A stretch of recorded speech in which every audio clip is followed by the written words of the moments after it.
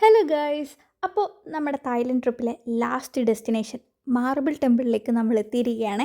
Save the best for the last എന്നാണല്ലോ. And yes, this was the perfect ending for ആ trip. എന്ത് അടിപൊളിയായിരുന്നെന്നറിയോ? ഇത് ഫുള്ള് ഇറ്റാലിയൻ മാർബിളിൽ ഉണ്ടാക്കിയ ഒരു സ്ട്രക്ചറാണ്.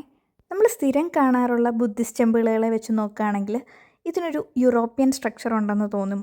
നല്ല ബ്യൂട്ടിഫുൾ ആയിട്ടുള്ളൊരു ഗാർഡനും ഒരു കനാലും അതിന് മേളിൽ കൂടി ഇങ്ങനെ കുറേ ആർച്ച് ബ്രിഡ്ജസ് ഒക്കെ ആയിട്ട് അടിപൊളിയായിരുന്നേ.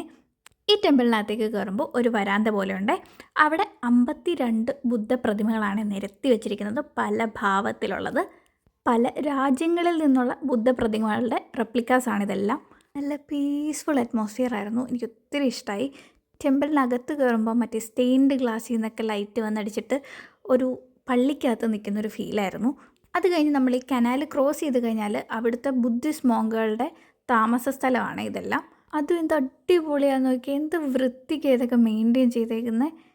ഓരോ ഭാഗത്ത് എത്ര ഡീറ്റെയിലിംഗ് ആണെന്ന് നോക്കിക്കേ.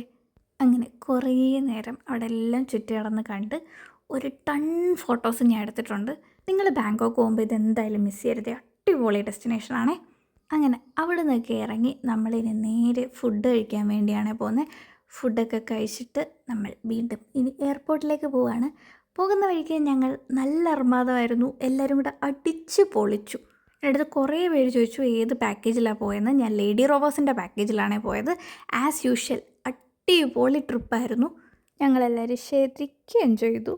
ഇതായിരുന്നു കേട്ടോ നമ്മുടെ ഗൈഡ് ജെ.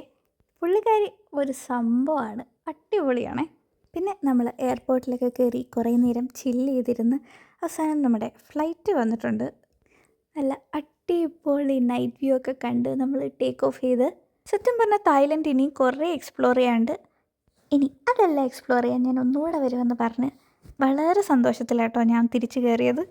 ഫ്ലൈറ്റിൽ ഇരുന്ന് ഒന്ന് മയങ്ങി കണ്ണ് തുറന്നപ്പോഴത്തേക്ക് നമ്മൾ ലാൻഡ് ചെയ്തിട്ടുണ്ടേ. അങ്ങനെ ഒഫീഷ്യലി തായ്ലൻഡ് ട്രിപ്പ് ഉണ്ടായിരിക്കുകയാണ്. അപ്പോൾ ബൈ.